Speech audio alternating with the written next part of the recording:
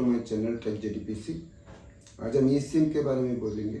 अभी देखो ऐसा कंडीशन है कि जैसे कि यूएसए में अभी जो आईफोन 14 लॉन्च हुआ है उसमें फिजिकल सिम का ऑप्शन ही हटा दिया उन्होंने। 2 सिम है लेकिन दोनों ई सिम है। लेकिन ग्लोबली इंडिया में जो भी मोबाइल आया है आईफोन का 14 सीरीज के, उसमें एक ई सिम आप इंसर्ट कर सकते हो, एक फिजिकल सिम इंसर्ट कर सकते हो। तो अगर आपको डुअल सिम यूज़ करना है तो आपको एक फिजिकल सिम ही इसमें आईफोन में डाल सकते हो और एक आपको ई सिम का सपोर्ट लेना होगा। अगर आप गूगल पिक्सल यूज़ करते हो तो उसमें भी ऐसे ही ऑप्शन है, आप एक सिंगल फिजिकल सिम यूज़ कर सकते हो और एक आपको ई सिम यूज़ करना पड़ेगा। अभी ये ई सिम क्या है, इंडिया में 2 ही नेटवर्क प्रोवाइडर है जो ई सिम प्रोवाइड करते हैं।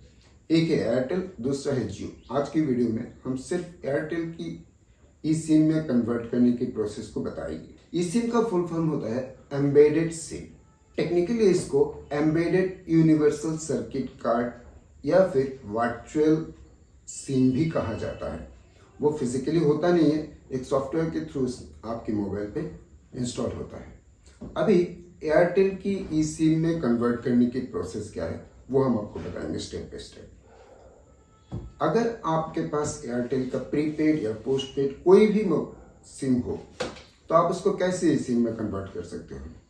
एक तो आप स्टोर पे जा सकते हो, लेकिन अगर आपके पास प्रीपेड सिम है तो स्टोर में जाने के बाद कभी कभार वो लोग मिसगाइड भी करते हैं, बोलते हैं कि इसको पोस्टपेड में कन्वर्ट करो तो ही सिम सपोर्ट पॉसिबल हो जाएगा।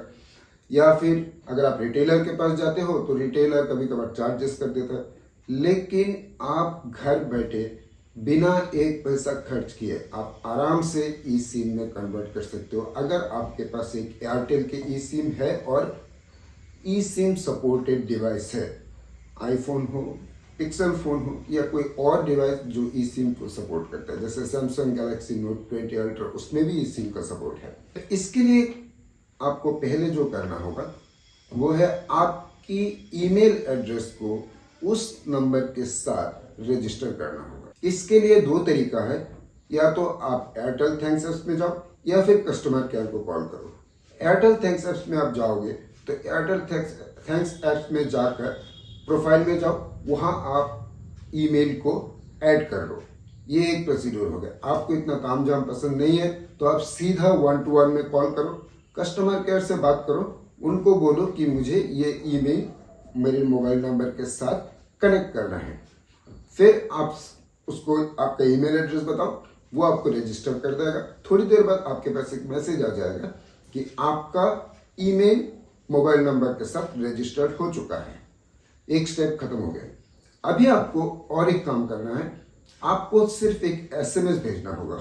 छोटा स्मॉल लेटर में ई और कैपिटल लेटर में SIM लिख के स्पेस दे के आपका ईमेल एड्रेस लिखकर 1-to-1 में सेंड करना, जिसके लिए कोई चार्जेस नहीं लगता, वो फ्री ऑफ कॉस्ट है।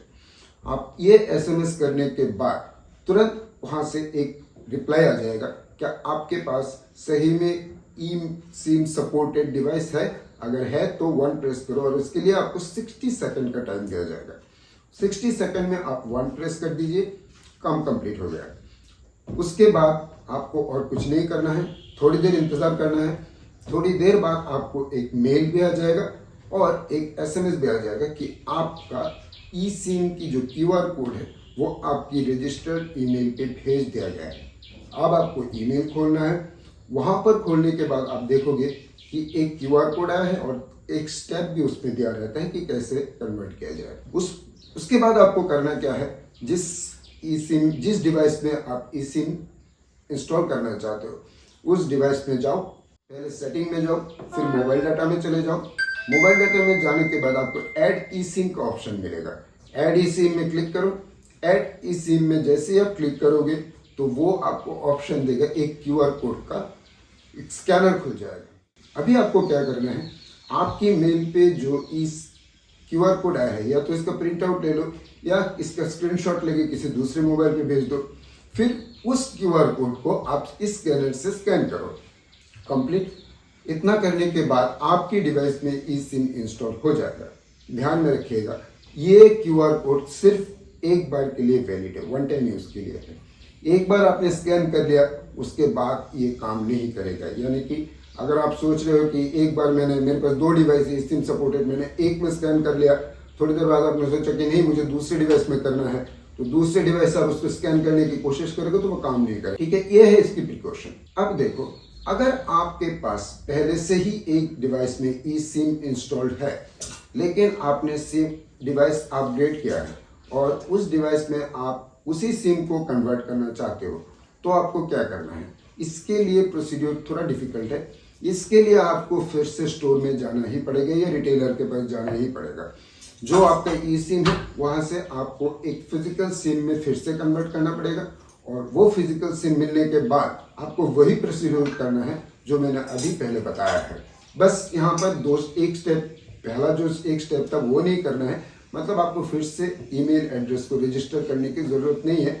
वो एक बार आप मोबाइल के साथ मोबाइल नंबर के साथ ई से आपका ईमेल एड्रेस रजिस्टर कर देते हो, वो लाइफ टाइम के लिए हो जाता है, उसको और वापस फिर से चेंज करने की कोई ज़रूरत नहीं पड़ता है।